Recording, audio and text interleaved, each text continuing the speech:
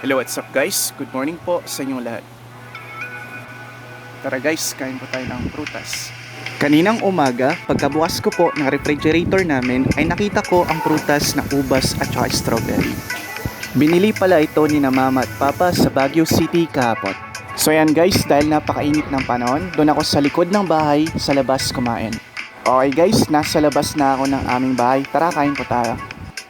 Okay mga idol, unang tikim ko pa lang sa ubas na aking kinakain ay napakasarap at napakatamis na ito.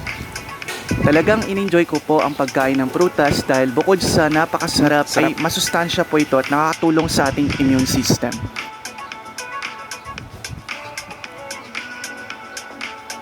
Yummy. Panoorin po natin mga idol ang kabuuan ng ating video. Muli, maraming salamat sa lahat ng ating mga followers at mga kaibigan sa patuloy na panonood ng ating video hanggang sa matapos po ito.